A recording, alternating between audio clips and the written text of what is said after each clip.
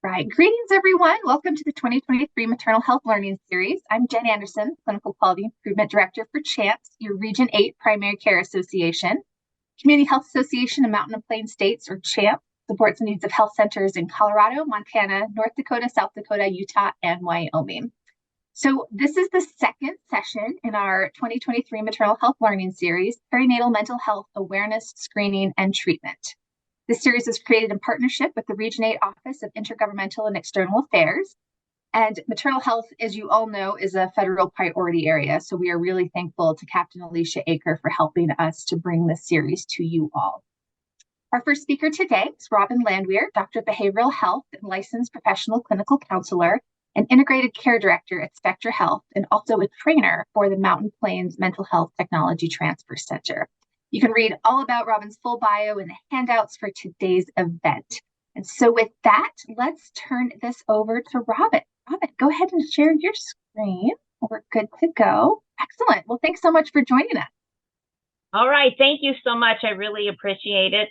I'm glad to be here. It's under a little bit under unusual circumstances. I had intended on being here live, but guess what? I got called in for jury duty. So we're going to be doing this in the recording way. So I hope that you enjoy it. I'm obviously willing to take some questions after I'm finished. So Jen, please be willing to forward questions on to me if folks have them. So I have a big agenda for us to be talking about today, because this is a really important topic, perinatal mental health awareness. It's not necessarily something that's talked about as much as it should be. So I'm glad that we're going to be covering it today. Just briefly, for the disclaimer and funding statement, this presentation is prepared by the MHTTC under the cooperation agreement from SAMHSA. So all of the material and things like that, the citations and things like that, please do not reproduce them or distribute them. This presentation for a fee without specific written authorization by the MHTTC. And the MHTTC provides training and technical assistance to individuals who serve persons with mental health concerns throughout Region 8. And the MHTTC uses affirming, respectful, and recovery-oriented language in all of their activities. So here are the things that I really want to be able to cover today during this presentation. We want to be able to describe the differences between baby blues and perinatal depression. I think that there's a lot of confusion about that. We also want to be able to discuss and consider other persons besides just the biological mother who may be impacted by perinatal mental health concerns. We want to be able to identify at least a few perinatal depression screens that are appropriate, that can be used during pregnancy or postpartum. These screens would be quick, something that anyone can really be trained to use, that could be useful for you in a variety of different settings. And then also we want to be able to discuss an initial perinatal suicide risk assessment. So what are we talking about when we're talking about perinatal mental health just in general? Well, when we're talking about mental health, we're basically talking about a state of well-being, right? When a person we would consider maybe having good mental health, you have persons that have some psychological flexibility, right? They have the ability to be able to cope with life stressors. They have the ability to be able to adapt. They have some coping skills and some mechanisms. They're able to function fairly well in their social lives and their work lives and their familial lives, and they're fairly productive, and they're able to contribute in society in a variety of different ways. When we start to maybe struggle with our mental health, that's when we become more rigid. We have difficulty in our functioning. And when we're talking about perinatal period, we're talking about that time frame that includes pregnancy and up to the full first year of postpartum, which not everybody necessarily understands that. So when we put those two together, we're obviously talking about good mental health or a state of well-being during that entire perinatal period. And during that whole period, as you can imagine, there are a lot of changes, physical, hormonal, emotional changes that are taking place during this period of time. And I'm going to be talking, I want to say from the beginning that I'll be talking about, I'll be saying things like mothers, and I'll cite a little bit of research. And it's important to note that a lot of this research was conducted on cisgender women. So they're not necessarily taking into consideration transgender folks or non-binary folks who may also have children. So that's important to mention, so that when I say mother, when I'm discussing research, most likely that research has been conducted on cisgender women, and I'll note if that is not the case. But so anyway, pregnancy can be hard, and childbirth can be very, very difficult. And mental health concerns that take place during this period of time can affect a lot of people, right? That it's not just that particular person, but the entire family. So we want to be able to talk about it, how it affects everyone under these circumstances. So for years, perinatal mental health seemed to only be discussed with postpartum depression. That was really the only thing that was brought up. And unfortunately, anytime it was brought up, it was usually only after some unfortunate event, and it made its way into the media. But the truth is, even that really wasn't discussed enough, researched enough, and we certainly didn't do enough in terms of assessing for it. But now we're doing a little bit better at that. We have a little bit better understanding about perinatal mental health. A person that goes through all of these emotional and physical changes, it just kind of makes sense that they might struggle with some mental health concerns. And again, it's not just something that affects just one person, but could potentially affect generations. And I'll talk a little bit more about that in a few minutes. And again, we're not only just talking about depression, although that's the one that gets the most attention, but perinatal mental health also includes things like anxiety disorders, depression, psychosis, which I'll also talk about, which is a high risk for suicide as well as infanticide, as also substance use disorders, alcohol use disorders, and then things like complicated grief or grief related to perinatal loss. So perinatal mental health is a big topic. We're not just talking about one particular thing. So it's something that we definitely need to be discussing more. Without treatment, when a person is struggling with some kind of perinatal mental health concern, it can certainly become chronic, and it can persist, and it can certainly happen in more than one pregnancy. So this is the time for us to be discussing it and what we need to be doing to improve outcomes. There is a huge stigma related to perinatal mental health. And the consequence of that is that it leads to less care. We can argue that there is a stigma related to all mental health. But I think it's particularly true with this population, and it definitely prevents people from coming forward for a variety of different reasons. You know, if I'm pregnant and I'm struggling with things, what are people going to think about me? Is anybody going to think that I'm not safe to be with this baby? What kind of consequences are going to happen? And so you can kind of see why when a person recognizes that they are struggling, that they may not seek help. And then sometimes it's difficult to even know when we are struggling. So stigma may hinder a person's recognition of the presence of perinatal mental health distress, and definitely reduce the likelihood that they're going to disclose it to someone. And unfortunately, because we don't necessarily do a very good job of asking, it just kind of goes unknown. People report feeling a lot of shame for having any kind of mental health concern during this period of time, because it is kind of sometimes seen as a sign of failure. We get a lot of pressure from society and sometimes family and friends surrounding pregnancy. You should be happy. I should be happy. You know, like our own thoughts about Why am I feeling this way when this is something that I've wanted a baby my whole life? Why is this happening? So we know that stigma is a huge barrier for one of the reasons why people seek help. And, up to 50% of mothers will not seek help. That is a lot. So we have to take that in consideration as care providers. We have to recognize that this is going on out here, and we need to be the ones to probably lead that conversation, because likely that the patient or the client is not going to be telling us.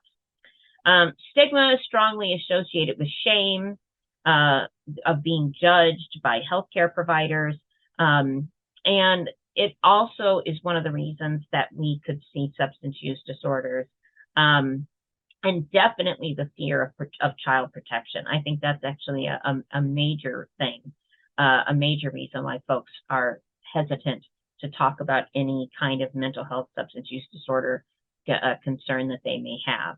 And we really do have a lot of unrealistic expectations, particularly on motherhood, that you need to be able to handle it all.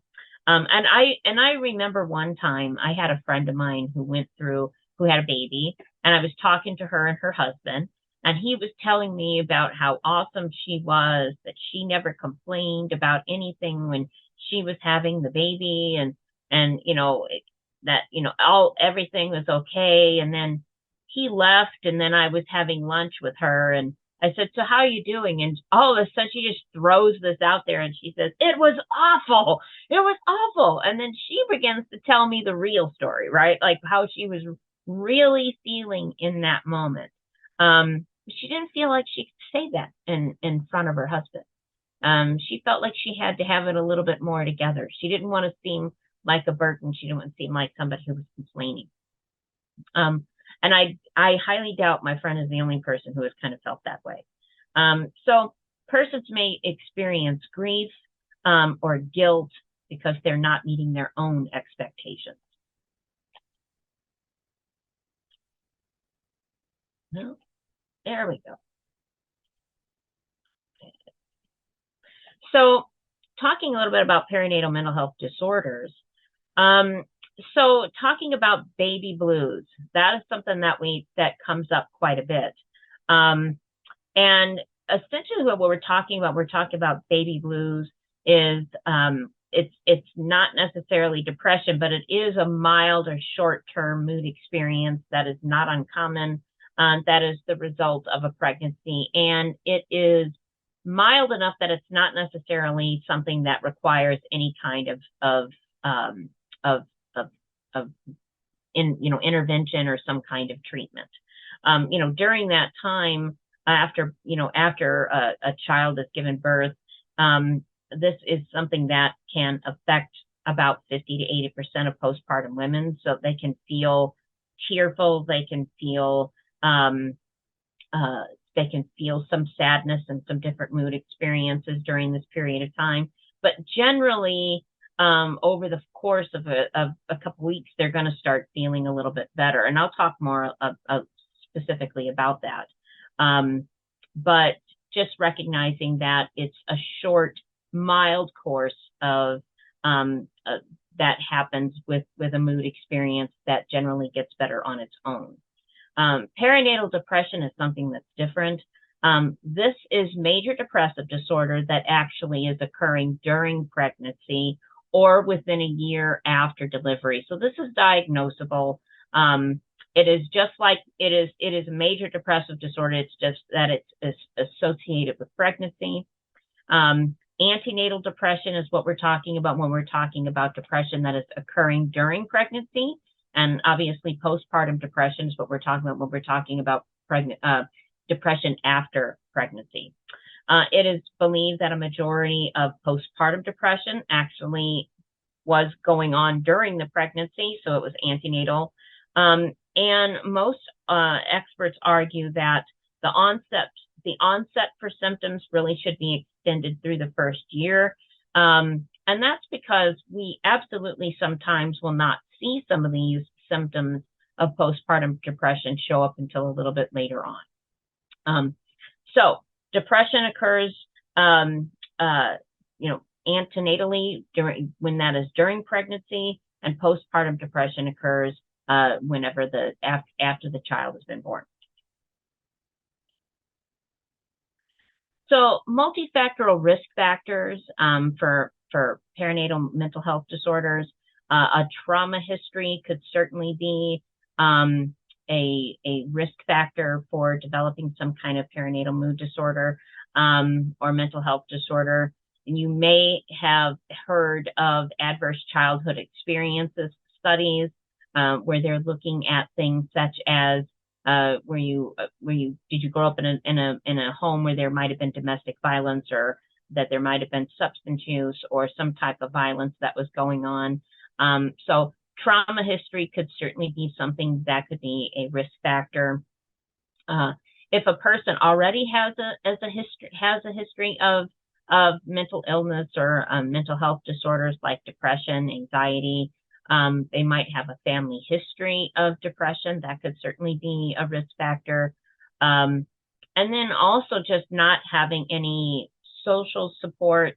High-risk pregnancies have also been linked to the increased risk of PMH disorders and other things such as poverty and, again, lack of resources. Substance misuse, substance use disorders, also a risk factor. So I think it's also important to mention that sometimes a person doesn't necessarily have to have any of these risk factors, and they can still develop something like postpartum depression or some other kind of perinatal mental health disorder. So a little bit more about baby blues, like I mentioned. This isn't considered a disorder. It is the most common experience that affects pregnant persons after delivery. Again, I mentioned this before. It will impact about 50 to 80% of people within 1 to 2 weeks after birth. And the severity can vary, but in general, we kind of know that it's baby blues because this is going to resolve on its own. And the severity is not going to keep going up and up. It slowly starts to get better. So why does this happen in the first place? Well, because we have major hormonal changes after delivery. Estrogen and progesterone decrease quickly by up to about 90% after the first few weeks, first few days. So you have all of this all happening at that time. I read a study that said that, so I haven't had children. If a person who has gone through a pregnancy will have more estrogen during that one pregnancy than I would have my entire lifetime if I never have a child. So if that gives you an idea about how much estrogen is secreted during that period of time of pregnancy, that's a lot, okay? One pregnancy. So if you have that kind of significant decrease, you can just imagine that that's going to have some kind of impact. Also, there are other things associated that's happening at the same time, too. There could be physiological pain that's happening with healing, uterus contractions, breast pain, difficulty sleeping, challenges with lactation. There could be a lot of things that are happening at that time, particularly sleep changes. Anytime I'm talking to anybody about depression, I'm always asking about sleep. And I think we just kind of take for granted that you lose sleep after you have a baby. But the problem is that we actually do need to figure out how to get some sleep in, because talk about something that would make a mood situation worse is somebody not getting any sleep. So psychological, again, a person has a history of anxiety or depressive disorders or even PMS. If they have kind of a fear about the health and life of the infant, which is not unusual, but for folks, if that continues to get worse, then that is something that could be a risk factor. If they're uncertain about change in their maternal life, and think about that, like there's a lot of changes besides just your physical body. Your whole family dynamic has changed.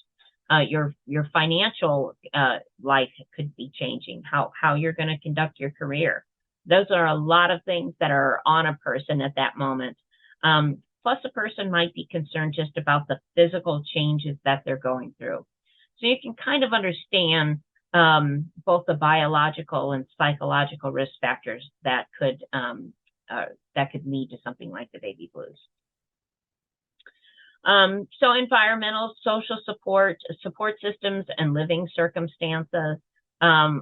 It certainly would be a protective factor against it if you have folks in your life that are supportive, that are caring. So the opposite would be true too. Not having those things, and you're also going through all these biological and psychological changes, as it could certainly increase the risk of this. Symptoms at that time could be crying, anxiety, kind of having roller coaster emotions, irritability, but definitely fatigue, and again, trouble sleeping. And yes, sleeping changes is not necessarily unusual postpartum, but we can't just be like, yeah, you're just going to have to give up sleep for the first 2 years of your life. That can lead to some big problems. So we actually have to pay really close attention to sleep. The symptoms also could be lack of interest in food. So the onset is usually about 3 to 4 days after delivery, usually peaks about 2 to 5 days of onset. And occasionally the symptoms might last a little bit longer, be a little bit harsher. But the point is that they do not worsen over time. They typically start to get better, and they don't interfere with your daily functioning. This person can still get up, they're still bathing themselves, they're still brushing their teeth, they're still taking care of baby. Maybe they're still doing things to take care of their activities, but it's generally getting better. So the big point of that is that this does not progress in severity, typically will resolve on its own within a couple of weeks. Maternal perinatal depression, however, so this is the most underdiagnosed obstetric complication in the United States, which is pretty significant.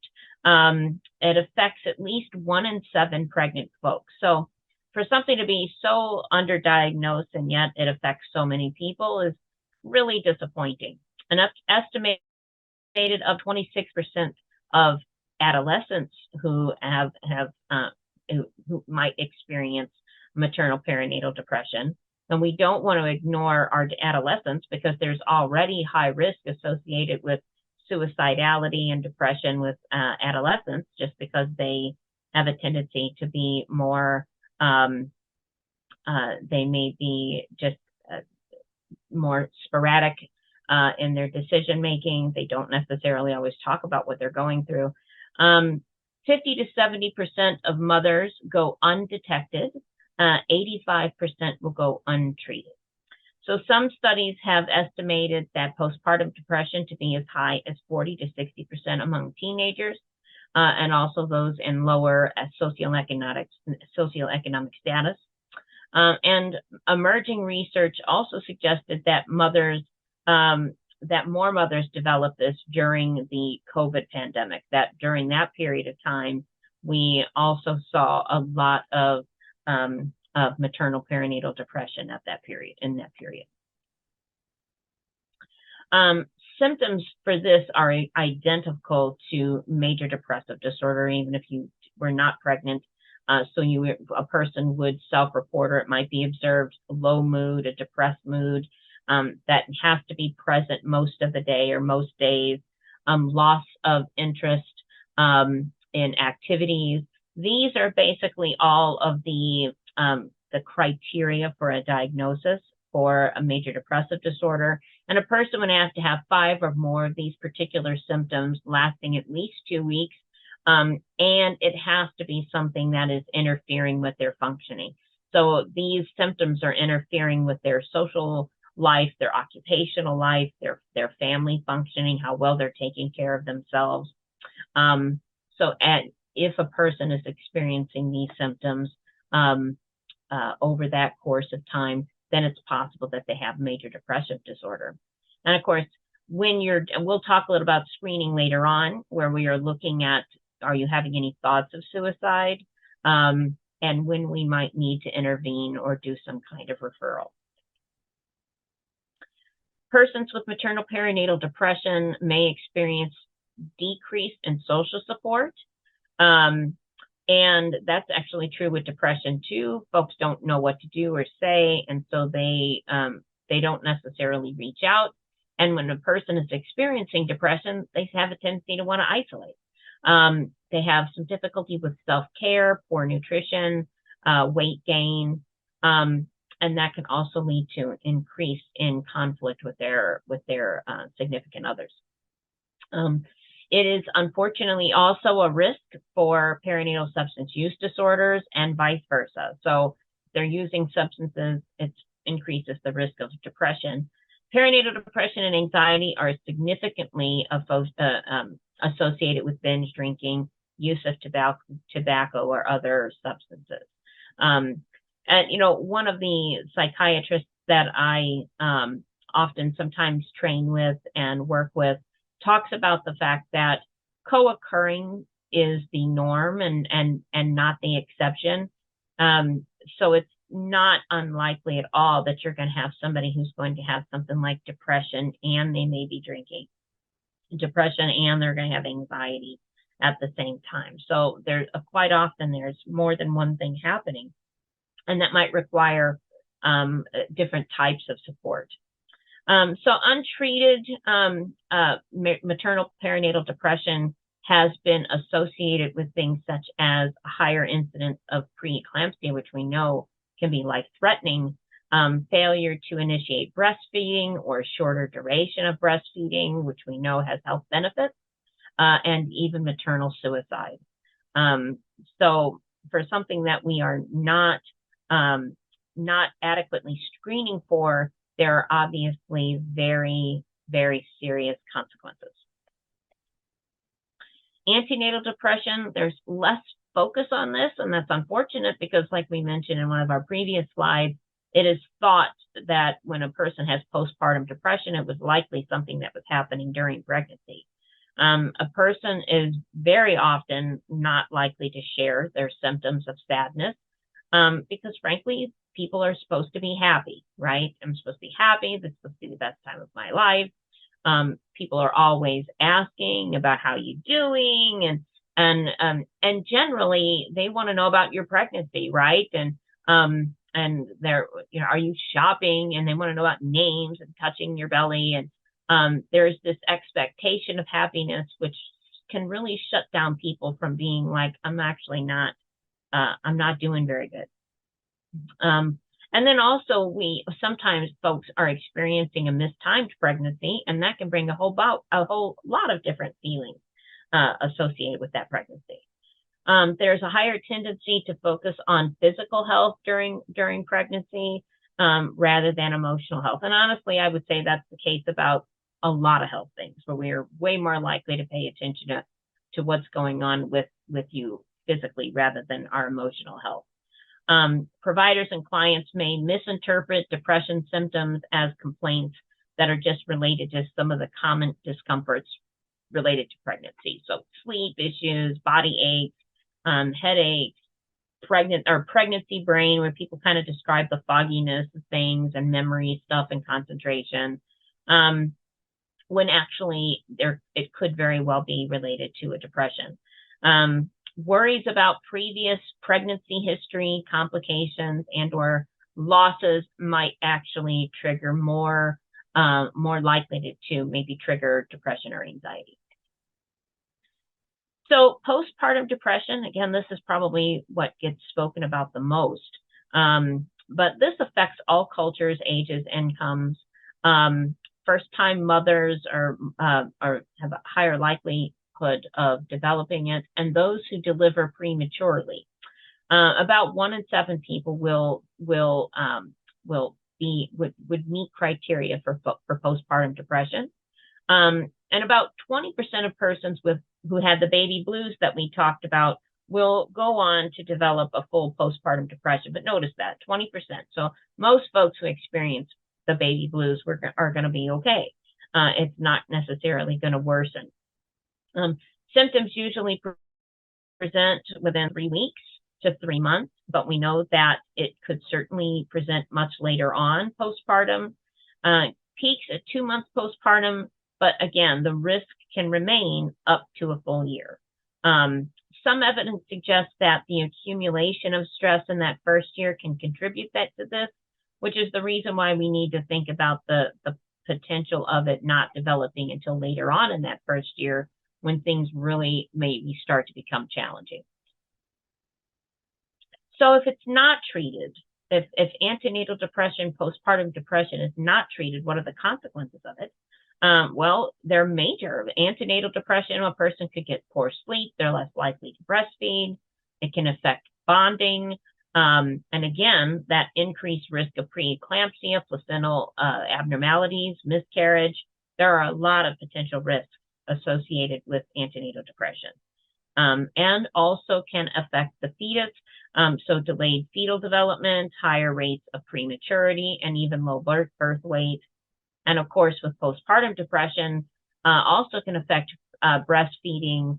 It can definitely cause newborn stress, difficulties with attachment, which is really, really important for child development, child-parent bonding. Children's emotional health, there's definitely been some research on that.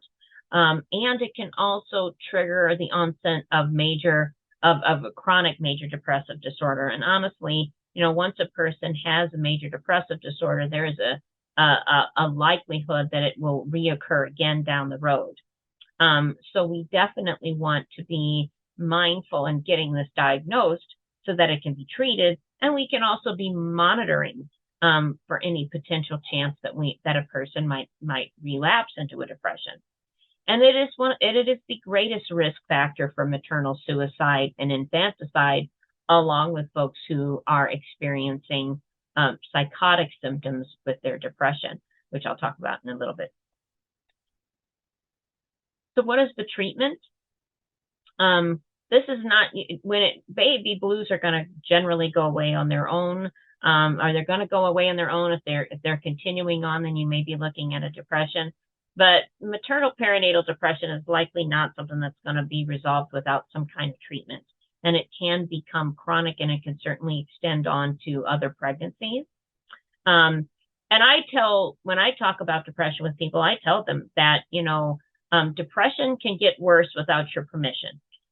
So once we've identified that there's a risk here or that something's going on, we want to talk right away about what we're going to do to increase your safety or get some kind of treatment. And there are a variety of different treatments. There's counseling, there's medication, there's combinations of counseling and medication.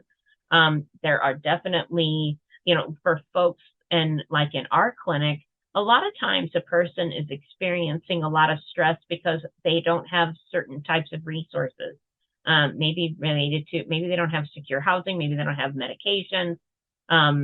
And so sometimes when folks are able to access social services and get some practical assistance, that can also help a lot with the stress postpartum. Helping folks get adequate sleep, learning how to do relaxation techniques. These are all things that can be utilized or part of a treatment routine for patients who may have perinatal depression. So switching gears a little bit, this is something that is not necessarily talked about very much, but we wanted to bring it up, was what about fathers, partners, non-gestational parents? Are they ever affected by any of these things? And the answer is sure, absolutely. Paternal perinatal depression is less researched and not as clearly defined as disorders related to mothers. But it certainly does exist. About 8 to 25% of fathers will experience paternal perinatal depression. Up to 50% of comitant depression in partners. So when we think about that, we think about the fact that if we have the birth parent that is struggling with depression, there is a very good chance that the other parent may also struggle with it as well. So that when we're looking at doing universal screening, we're generally not necessarily even thinking about the partner, but that conversation should come up. They're going to affect each other. Highest rates occur within about 3 to 6 months postpartum. That also can go through the first year, and sometimes, and some may actually experience what they call the daddy blues. Actually, not necessarily going to worsen, but for a little while, there's this adjustment period, and there might be a small mood change. There could be higher risk factors that could lead to a depression, such as history of depression, unstable relationship, financial concerns, if there is something wrong with the baby, a mistimed pregnancy. So there are risk factors that can be similar to the birth parent, but also some of them might be a little bit unique as well. They also are going to have some of the typical types of symptoms that you would see in general depression. Feeling sadness, irritability, not necessarily finding joy in things. If they're experiencing anxiety, they may experience things like shortness of breath, heart palpitations, things of that nature. Again, less research is available regarding non-gestational and non-biological parents. The second parent in same-sex relationships, also less research, as well as multiple parents in things like polyamorous relationships, foster parents, and such. There was a meta-analysis that was done 3 to 6 months postpartum had a higher rate of depression for partners. Perinatal period may be especially challenging for folks who are sexual minorities. That could be related to also stigma and discrimination, and because of that, there could be increased risk for things like depression, anxiety, suicidality, substance misuse. But again, some of that can very much be related to stigma and discrimination that can make that population particularly vulnerable during that perinatal period. Greater likelihood of planned pregnancies when it comes to these populations. And they do have a tendency to have more equitable distribution of parenting duties often, and this is quite often observed in two mother families. And because of that, that might actually be a protective factor against some kind of depression. When we have some more equitable sharing of responsibilities and things of that nature, that might actually be a protective factor. Adopted families also may struggle with things as well. About 10 to 30% of adoptive parents may experience postpartum depression, or sometimes called post-adoption depression. They have, for certain, some unique challenges in parenthood, where some folks have described some of their experiences that have led to depression, such as they don't necessarily have the gestational experience that they want. Family and friends sometimes can do things that are not necessarily intentionally hurtful, but it can happen. They don't necessarily recognize the outward signs of pregnancy or impending parenthood. They may not appreciate the need for or the importance of still supporting, depending on what the circumstances are. And there is still a lot of stigma in our society and disapproval about adoption just in general, including by a certain portion of adoptees. So there can be a lot of things that that adoptive parents can be experiencing. The process itself of adoption can be very difficult and expensive. There can be long wait times.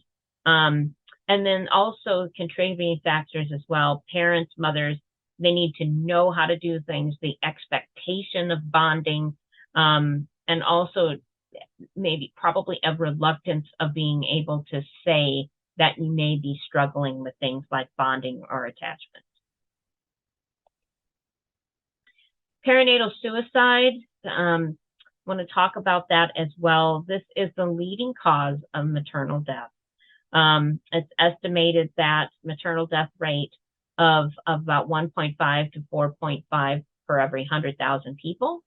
So about 40% of those who complete perinatal suicide have seen their PCP within 1 month of the attempt. And that's really important. As somebody who works in primary care, this is the reason why we do universal screening for everybody, regardless. And that includes teenagers and early adolescents, because that's not just the statistic for perinatal suicide. That's really all suicides. That's a very common thing that before folks, what we have found out is that they have visited their PCP, which is, again, that was the potential, the possibility to be able to do prevention in those situations, which is why we're really encouraging universal screening for folks who are in their perinatal period. The United States does not actually have a really good adequate system for identifying maternal deaths from suicide. Some states would consider accidental overdose in this category, especially if it's beyond 6 months. So we probably really need to have a better way of being able to track it if we really want to know the full scope of the issue. Perinatal people most frequently complete suicide between 9 and 12 months postpartum, which tells you why it's really important that we should be looking for those symptoms of depression, not just within a few weeks or a couple of months postpartum, but really up to that full year. We need to be looking for those symptoms and doing screening. Of those who die by suicide in the first 6 months, the primary diagnosis is generally something like depression, severe depression, substance use disorders, alcohol-related disorders, and psychosis. And by psychosis, we're talking about when a person has a break from reality. That can certainly happen during a depression, where a person might hear things, they might think things that are not real, they may hear things that are not real. This is something that is very serious and certainly related to not only suicide, but also infanticide. I remember watching, you might recall when Brooke Shields, back in a time when this wasn't really talked about very much, came out and talked about her experience with postpartum depression and postpartum psychosis. And she talked about the fact that she really needed help, and that she had these thoughts. And when she started to having violent thoughts about baby is when she was really like, no, something needs to be done. And her husband kind of stepped in and was like, I don't know, but I don't think they're giving us the right information. I think this is really serious. And so she ended up getting treatment for her postpartum depression and those psychotic symptoms.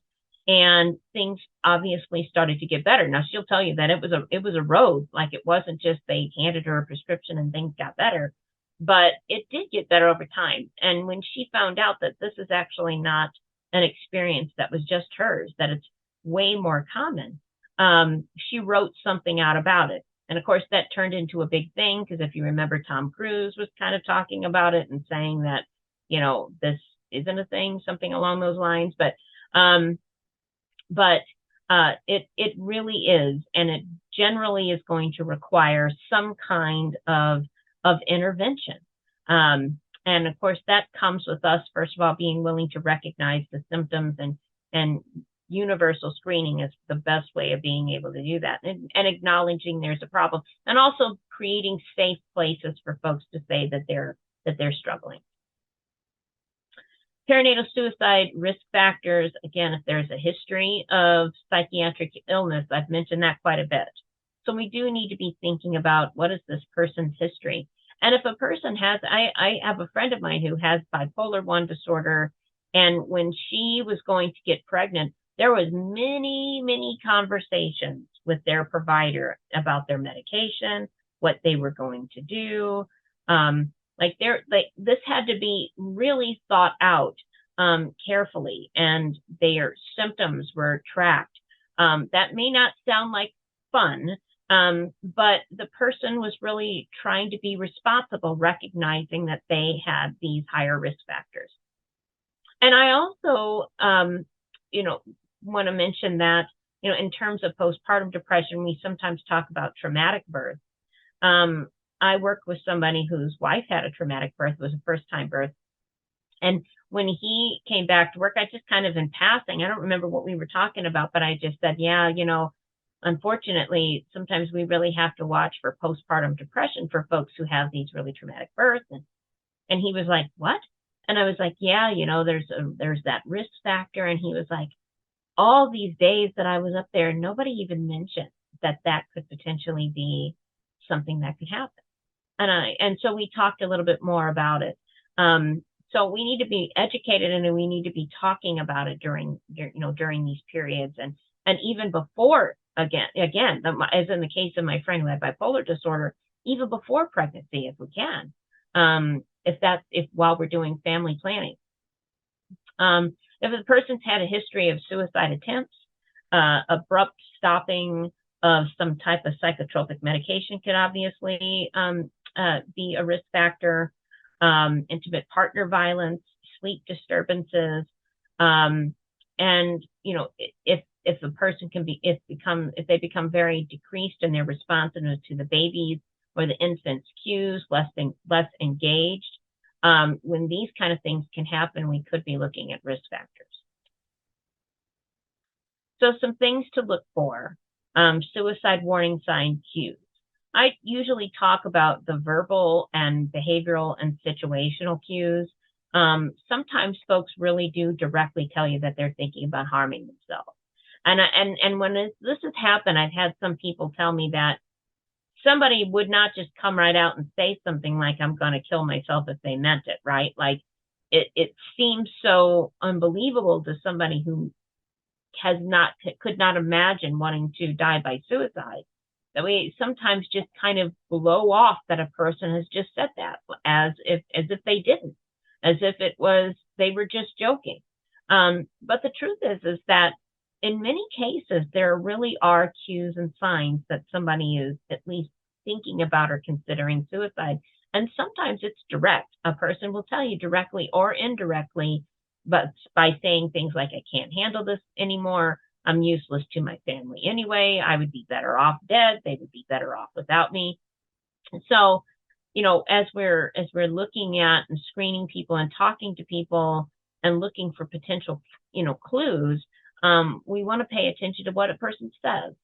Also, things like behavioral, cues or clues. If a person slips into relapse for substance use disorders, they're stockpiling medications. Some of these are suicide warning signs for anyone, not just folks in the perinatal period. But it is good to know some of these different suicide warning signs, including things like financial crises. If a person is facing a very serious financial crisis or relationship crises, those kind of things are actually very high risk for folks. If they're really, really struggling with something in that. So if the person just had a baby and now they're seeking for it, now there's really a lot of problems in the relationship that and possibly depression going on at the same time. You can see if you start to see multiple warning signs going off, that we might want to check in on that person. This is anecdotal. This is not something that is a suicide risk assessment, but I sometimes, think about when I've spoken to folks who've had depression, you'll sometimes, I'll sometimes hear the 3 I's, what Kurt Strassel calls the 3 I's of depression. When a person kind of describes their physical or emotional pain as being intolerable, pain is too great to bear, interminable, the pain will never end, and inescapable, there's no way out. Quite often when somebody's describing their situation like that, they might be they're describing hopelessness, right? And that's kind of the key feeling that people have when they're having depression. And so you might hear somebody be like, I'm just feeling so bad about myself and who I am. And I just can't take the stress of this and the pain of what's happening. And, I've been treated for this depression for years and Nobody's ever been able to do anything that's helped me, and nothing I can do ever provides me any relief. Can you kind of hear where a person is saying that I can't take this, that it's never going to stop, and there's no way I can get out of it? Um, if you ever hear anyone say that, you'll know what I'm talking about. And so I just sometimes throw this slide in as, if you are talking to somebody and you kind of hear this, this isn't going to get any better, and I don't know how to get, and there's no way of helping me, then that's definitely a time that you might want to ask a person, how are you doing? They might very well need some help. So talking a little bit about SBIRT, I think that Meredith has probably mentioned SBIRT as it relates to substance use disorders, but it's certainly something that we can do. We can do screening, brief intervention, referral for treatment as it relates to perinatal mental health disorders as well. And this is strongly recommended that we are doing routine screening for perinatal depression in all types of services. The United States Prevention Services Task Force recommends all adults are screened for depression, including pregnant and postpartum folks. American College of Obstetricians and Gynecologists recommend that obstetric care providers screen for patients for depression and anxiety disorders, which I actually think is really important, at least once during the perinatal period, and conduct a full assessment of mood and emotional well-being during a comprehensive postpartum visit. And then the American Academy of Pediatrics actually states that there should be routine screening for maternal postpartum depression during the well child visit, which I think is really important, because sometimes folks won't show up for their own appointments, but they will bring in their baby to see how they're doing. So I think that is a really good idea, that that we should be doing screening during that time. However, and unfortunately, that is not what's generally happening. Only about 1 in 5 people were not asked about symptoms of depression during their prenatal visit.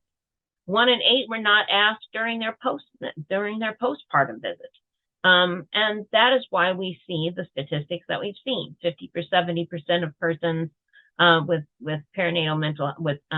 maternal perinatal depression continue to go undetected, and 85% go untreated. And that's pretty significant when we consider that depression is related to suicide, and suicide is the #1 reason for maternal death. So it is definitely something that we need to get better at. So how do we go about doing the screening? Healthcare providers, again, are encouraged to screen all folks. We don't want to just pick and choose, and the reason for that is because we know that that there is a bias that is done. There are healthcare discrepancies that is happening, and you kind of see that in some of these statistics. Asian women are 19% less likely to be screened. African American women, 36% less likely. So we need to have a universal way of screening to make sure that we have that we're catching everyone. And we should be using screening tools like the Edinburgh or the PHQ-9, which I'll go over in just a second. That's really important too. And the reason why is because just simply asking the question, we may not ask the question in a way that a person may be comfortable responding in the positive about it. For example, there was a study that was done. They were asking patients about domestic violence. But if I ask you in a certain way, like, nobody's hitting you at home, are they? You're likely not to say yes, because there's obviously an expectation on how I'm hoping you're going to answer that question. So screening tools generally are better. You can hand that person, it can be confidential, they can write down what they're experiencing. So when to screen? Again, first prenatal visits at least once in the third trimester, postpartum visits 2 weeks, 6 weeks. The Well Women primary care visit 1 year after delivery, and even at those newborn pediatric appointments. That is the best way, the best chance of us being able to catch this if it develops.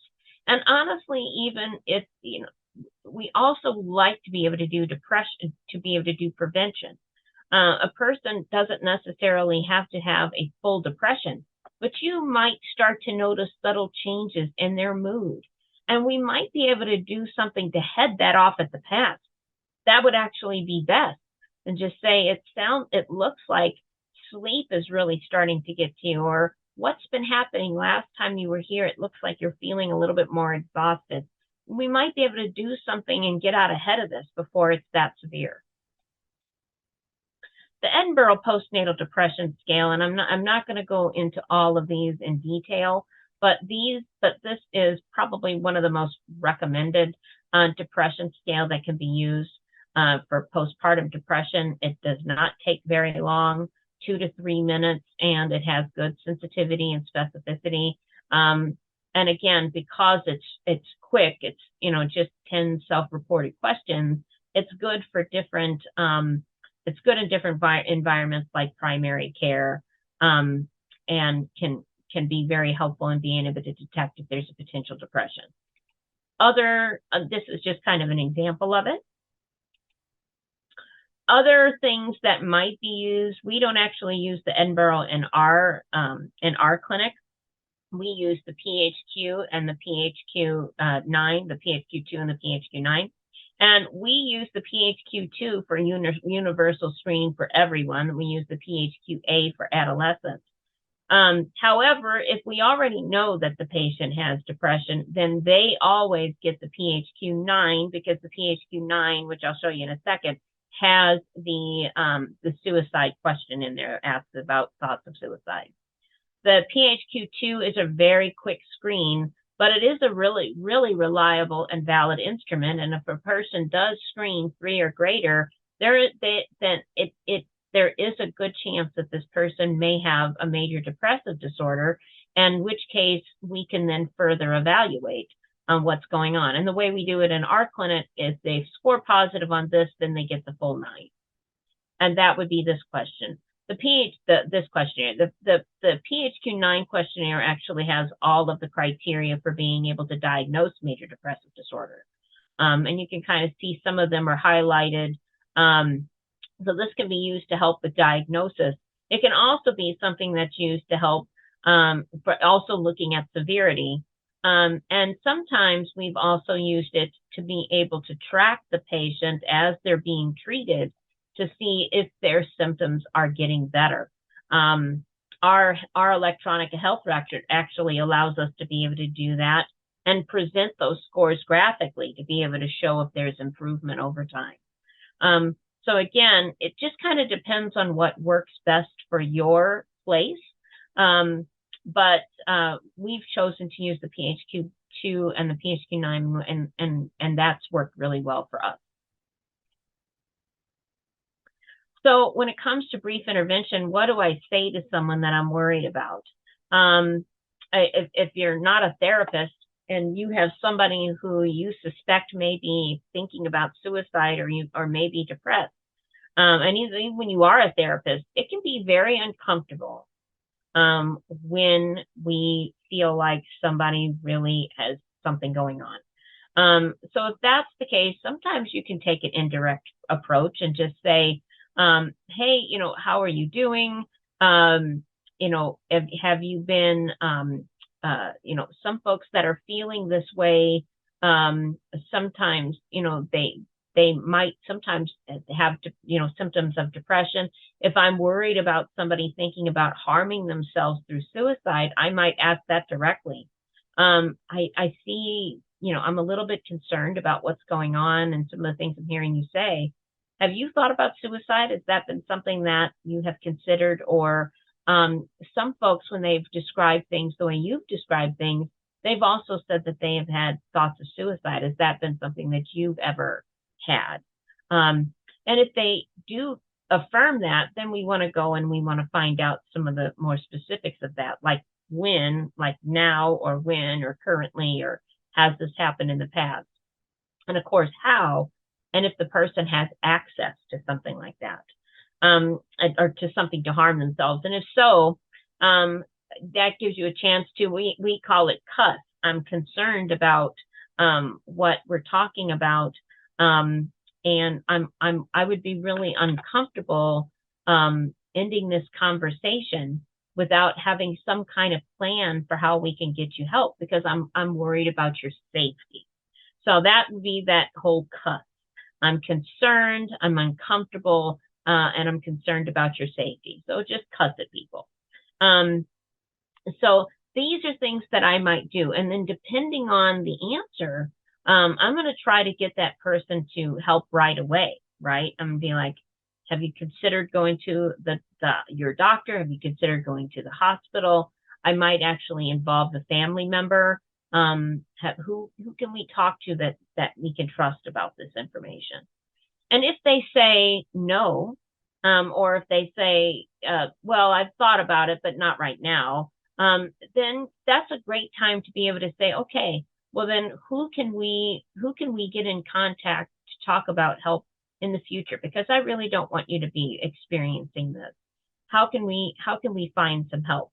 And then you can begin offering hope and persuasion to get some kind of help. More important than anything else, people just really want to be listened to. So screening limitations, these are the PHQ-9, those are screeners. They're not full suicide risk assessments.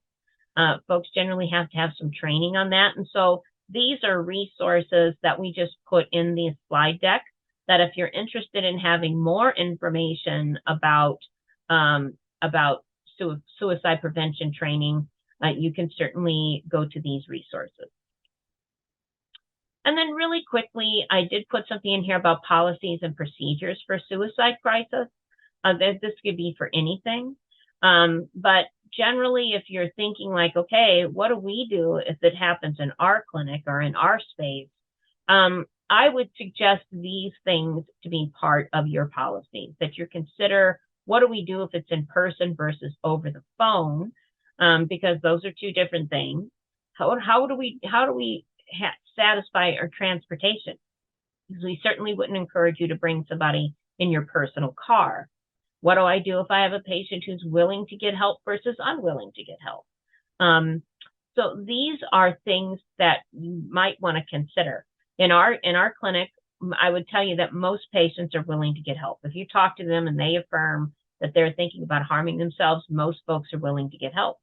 But if they're not willing to get help for whatever reason, then I might have to call 911 anyway, depending on the circumstances. What are our procedures if it's an emergency, like we have to call 911, versus I have a patient who says that they're willing to get help, but they're not suicidal right now? Who can I refer this patient to? And then also having somebody, a designated person who's responsible during that shift or during that time, who knows your procedures and will provide support to whoever the staff is that's currently working with that client.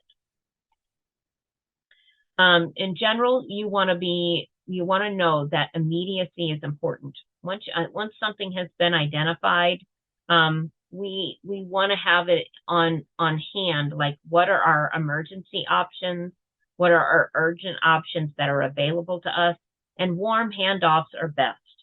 We don't necessarily, if somebody says that they want to harm themselves, letting them go is not something we can really do at that point. We really want to get that person to the next level of care, and we want to see them off to that. In fact, in my documentation, if somebody leaves our clinic and then they go by ambulance, I have in my note I actually put that I've transferred care to this other person or this other agency, because I want to make it very clear that this was a warm handoff.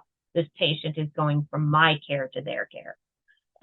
Keep a real-time accounting of your internal and external sources if you can, and try to develop partnerships with folks that are with other agencies in your area that might be able to provide assistance for your patients or your clients who are struggling with things. And also consider having written materials available that folks can just pick up if they that have information in there about mental health. So I apologize that there will be no questions today, but certainly, Jen, be sure to have anybody forward questions to me if they have any. Yeah, absolutely. So what I was thinking is if any of you all have questions, please do email them to me at jen@champsonline.org. I'll send them with Robin, and then we will post any answers along with the presentation handouts and the link to the recording. And then right under there, we'll have all the answers to any questions that you all have. So with that, thank you so much. I really appreciate it, Robin. Yeah, for thank sharing you so your much. expertise. It's fantastic. And yes, thanks again. And put that offer out one more time. Please do send questions, jen@champsonline.org. So great. Thank you so much. I really appreciate it, Robin. Now for our next presentation, I'd like to introduce Amy Ushry. Amy's the Senior Nurse Program Manager at the American College of Obstetricians and Gynecologists, or ACOG.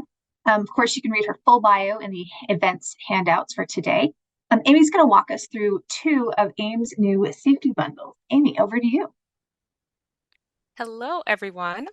My name is Amy Ushry, and I am a Senior Nurse Program Manager at the American College of Obstetricians and Gynecologists. And I work with the Alliance for Innovation on Maternal Health Technical Assistance Center, also known as AIM. Thank you for having me here today to share about 2 of our perinatal health quality improvement tools, which are our patient safety bundles on perinatal mental health conditions and on care for pregnant and postpartum people with substance use disorder. Next slide, please.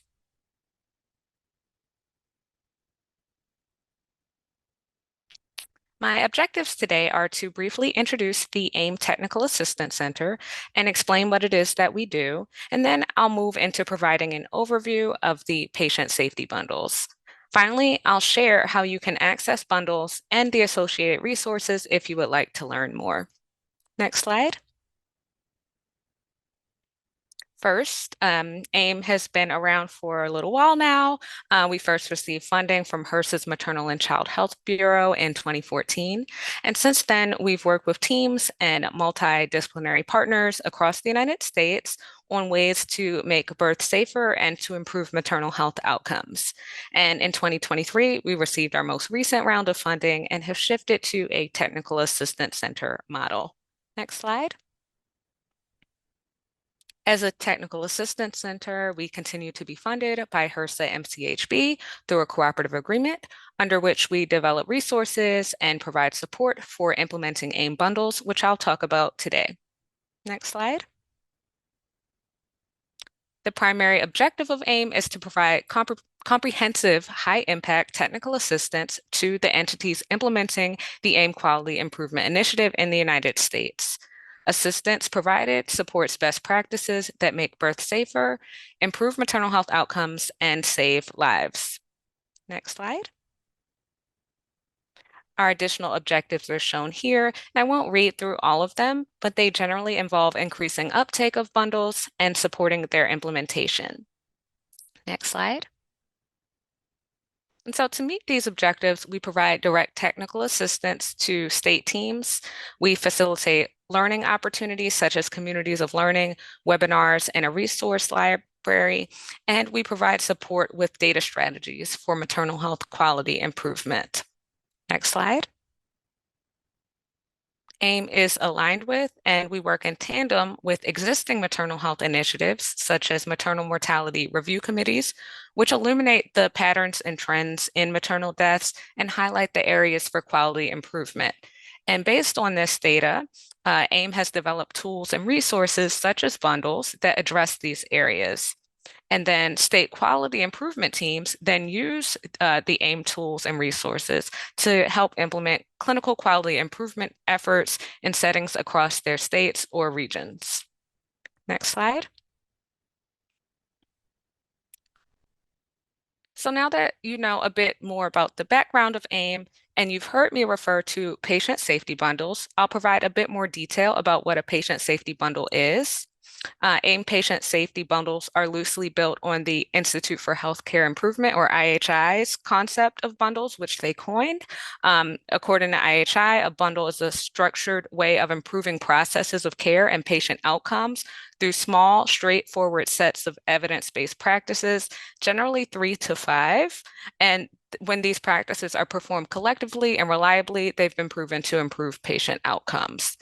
And so AIMS bundles differ from the original IHI concept in that our bundles are much longer, but they also have space for different teams to adapt bundle implementation to their own settings. But they still rely on established evidence rather than new practices, and they still call for certain basic actions to take place in patient care for every patient, every time, in every clinical setting. Next slide. AIM patient safety bundles are structured around 5 categories, with the name of each category starting with the letter R.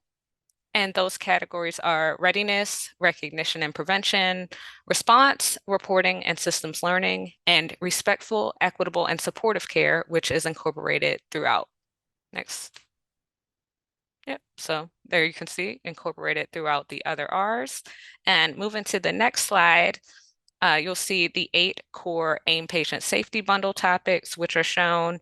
Each one addresses a major cause of maternal mortality and severe maternal morbidity, or a vulnerable time period, such as the postpartum discharge transition. Next slide. And so I'll now transition into a deeper dive on the AIM perinatal mental health conditions patient safety bundle, which was originally released as the maternal mental health patient safety bundle back in 2016 and was updated in 2023 with an amazing team of subject matter experts and reviewers. Next slide. So this is the front cover of the bundle as shown on our website. And it's found, our website is saferbirth.org. Next slide. So I'll start with definitions. For the purposes of this bundle, perinatal mental health conditions refer to mood, anxiety, and anxiety-related disorders that occur during pregnancy or within 1 year of delivery and are inclusive of mental health conditions with onset that predates pregnancy. And these conditions include, but are not limited to, depression, anxiety, and anxiety-related disorders like post-traumatic stress disorder and obsessive compulsive disorder, bipolar disorder, and postpartum psychosis. I'll now quickly provide an overview of the elements in the bundle without reading each one so that you can get an idea of the core items. And remember, our full bundle and associated resources can be found at saferbirth.org if you would like to review any of the elements more closely. Next slide, please. So first, readiness. Readiness encompasses practices that are necessary to have in place in a clinical setting in order to be prepared to care for patients who have or may develop perinatal mental health conditions. And this includes developing workflows to integrate mental health care into prenatal and obstetric care settings. And that includes having screening tools and response protocols already identified. Next slide. Being ready also includes trauma-informed care and anti-racist training for providers and for staff, along with developing and maintaining referral resources and communication pathways between providers and external partners to address patient needs. Next slide. Recognition includes elements outlining screening that should be taking place to identify perinatal mental health conditions. Again, our bundle is not prescriptive and it's not a clinical guideline. And information such as detailed screening recommendations can be found in ACOG's clinical guidance. However, the bundle does include the best practice that perinatal providers should conduct validated mental health screening consistently through the perinatal period. Next slide. Response includes elements on what should take place when a patient is identified as needing care for a perinatal mental health condition. And in this section, we discuss initiating an evidence-based patient-centered response protocol for a positive mental health screen, activating immediate suicide risk assessment and response protocols for patients with suicidal ideation, significant risk of harm, or psychosis, and facilitating pathways that allow for increased follow-up, communication, and coordination between multiple providers for people who are referred to mental health treatment. Next slide. Reporting and systems learning includes elements around data collection for quality improvement. And in this section, we emphasize incorporating mental health into existing multidisciplinary rounds, as well as monitoring data related to perinatal mental health with disaggregation by race in order to evaluate for disparities in processes of care. Next slide. And finally, we include respectful care elements, which highlight the need to include each pregnant or postpartum person and their identified support network as respected members of and contributors to their own multidisciplinary care team, as well as to engage in open, transparent, and empathetic communication. Next slide. So our data team, in partnership with subject matter experts, developed a data collection plan, which corresponds with this bundle and is available on our website at saferbirth.org. Next slide. And as shared, again, the full plan is on the website where you can see the numerators and denominators as well as the discharge codes, which are recommended for the analysis. But the plan just in general includes general surveillance measures, which help with understanding the larger trends. But it also includes structure, process, and outcome measures, which are more suited to driving quality improvement in the settings. And I won't read each metric topic, but I have them listed here in the slides for those who may want to review the handout, or if you would like even more detail, again, please view the data collection plan on our website. Next slide. And so I'll now move into the high-level overview of the Care for Pregnant and Postpartum People with Substance Use Disorder Patient Safety Bundle. Next. This bundle was first released in 2017. And at that time, the title was the Obstetric Care for Women with Opioid Use Disorder Patient Safety Bundle. But this bundle was updated in 2021 to include additional polysubstance use disorder, just general substances outside of just opioids. And so the first three readiness elements in this bundle discuss patient and staff education. It's important that not just the clinical staff receive education about substance use disorders and related topics, because front desk staff and other non-clinical staff will also be interacting with patients as well. And it's important that those interactions not include stigmatizing language and such.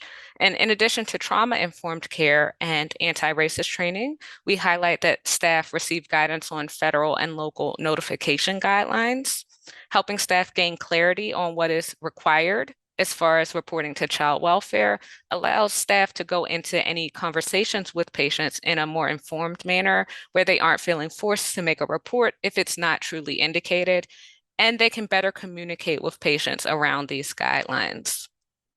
Next.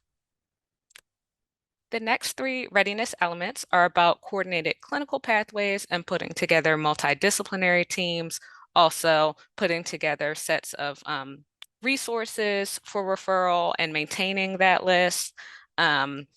For example, you could make a list of addiction treatment locations for a resource list, but really understanding each of those resources and maintaining that list is key as an element, because if that addiction treatment location does not accept pregnant people as part of their patient population, you need to know that up front. Next slide. The next three elements under the recognition and prevention section all focus on screening.